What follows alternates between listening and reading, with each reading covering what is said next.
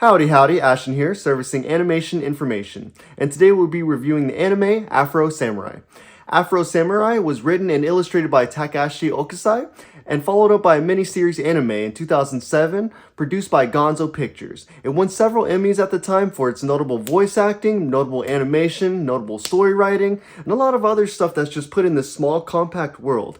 Now, for that small compact world, it's a bold move to put out 5 episodes with such big, vigorous animation to have almost what looks to be a big world as well.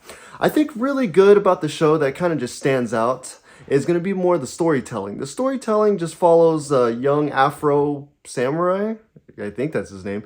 Afro samurai following his dad's footsteps and being the #1 samurai. Everybody has these wrist or these headbands that they have. There's only 2. There's the #1 samurai and there's the #2 samurai.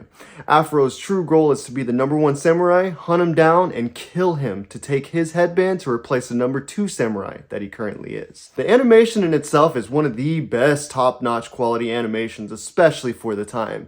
For such a small world, there's so much to pick throughout little bitty details in terms of gore, blood, everything is exploding in your face constantly at all times. The best part about the show, in my opinion, really just comes out to the character designs. I mean, from Afro having the big afro servicing everybody around him, to Gino, very vague, until at the very end, until he's this big giant person that you don't want to mess with. You also have Ninja, who's kind of this silly, odd farce of a character, who's more for of just comedic humor more than anything. One of the best features about this show as well is the simplicity that comes behind it. Everybody's moving a straight line, there's a clear goal, there's no ifs, ands, or buts, nothing in between to stop Afro to getting from his true destination and anybody getting in his way. There's no, I'm stopping over here to this town, I'm distracted by this person over here. It follows the story true to what it's telling you from not only the flashbacks, but from the present day moment that it's trying to convey. Good transitions, again, from the past and the present, just trying to tell this big grand story within 5 episodes. To do so much with so little just proves that shows can have a good story behind what's being conveyed with what Afro is trying to do at his end goal. The gore, more than anything, it does not hold back. Everything that you see will be blood. Everybody around you will be blood. Afro to his hair will be blood. The animation does not hold back. You see the most of the most, and it doesn't stop. You're not just teased with some sort of somebody getting cut and then you miss out for like another 2 episodes and you see it at the end. Everybody is always getting cut. You will see gore if you love gore. This is the show for you. It's witty, it's slightly funny at times. It really does a good job of depicting these characters, everybody having their singular purpose. Meanwhile, everybody's focused on the end goal, which is Afro Samurai. He is the #2 swordsman. Everybody is after the #2 swordsman, and they will find a way to find the #2 swordsman. One of the biggest issues about this show is what I like to call the convenience factor. The convenience factor follows whenever the main character encounters some other character in the past or during the present storyline, somewhere in the story, come down later in the future, and just somehow, some way within this grand big old story, the main character runs back into whoever or whatever happens. Again, you're talking about a world that's made to be so big, made to have so many people find this one guy within this one specific place, and somehow, some way, Otsuru and Gino just happen to be right where he is, right where Afro is going to be, every single minute of the pace. For a show that shows so much, so little, so bold, it just fails to have that connection between Gino, Otsuru, and Afro just come together. Someone who comes from Afro's past from, I'm talking, maybe 10 plus years ago, and then somehow finds your way back into wherever Afro's in. I get it. Maybe there's a point where he just comes across these people in certain scenarios because he's being set up. But again, that doesn't stop for the lazy writing. And it's not necessarily lazy in the sense of it could be better. It's just find a better way to connect the ideas. One of my biggest issues is Ninja himself. It just seems like he's not really fulfilling that humorous character that needs to be for Afro. I get it, he wants to be more of his conscious, more of his Jiminy Cricket, but he's not. He's more annoying than anything. He's more in the way of what you want to see, which is Afro Samurai. And you don't get to see enough of that because as soon as you're getting one of the best parts of him, it cuts to him just screaming in your ear, wanting to get out of the way so you can do more. Maybe that's the character they wanted to depict, but it just doesn't seem to land where they want it to necessarily.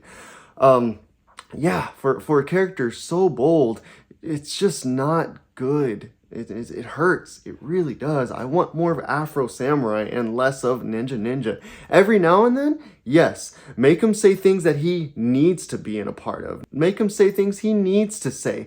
Make him be in places he needs to be in. If you just have him talk just to talk and just talk, it's my head. I mean, the story's a bit predictable, and it comes from probably just most of the plot twists that you do. It's like they take a bunch of different movies, they put it all together, and they're like, we're gonna make this all one big plot twist. Oh, you're not gonna know about it. No, you've seen it, you've heard it.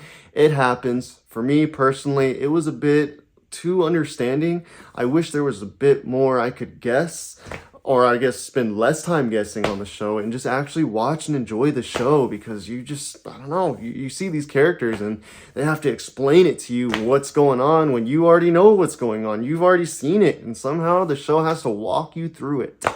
I mean, yeah, all those predictions just kind of make it a bit cliche, but that's just a personal ideal. It's not necessarily something I think is bad or any other way, but for a show that's so short, has so much good quality, it's so bold in what it does, there's good character designs, there's a lot of good storytelling within the show itself, and every time it got really exciting, I was really excited. I was kind of shaking a little bit. I think it just needs to hold back on doing too much. I'm talking in Ninja, I'm talking in the story, trying to be this big, grand old story, but it's not. It's really not. It's very concise. Cut out a lot of the fat, and you'll find almost near perfection in a show. Again, I just wish that it saw the mistakes it was doing ahead of time before it even was released. Good show, good animation, good story, great characters.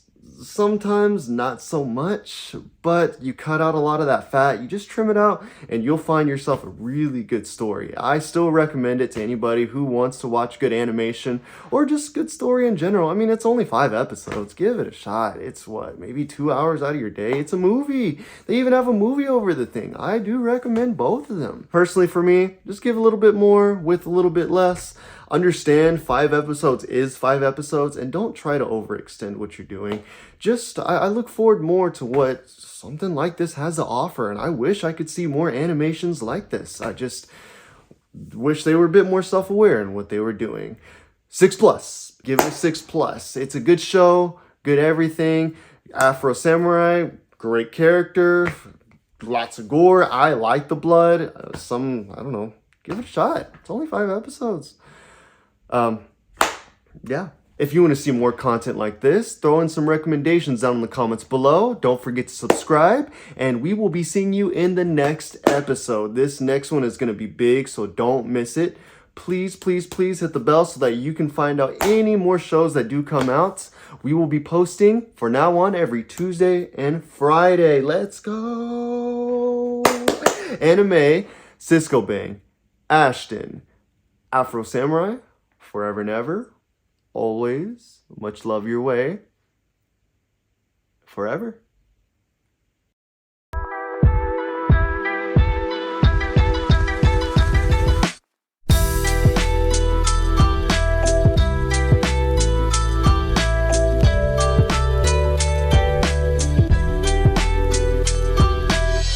Afro Samurai. Afro Samurai. And today we'll be reviewing the anime. Where is it at?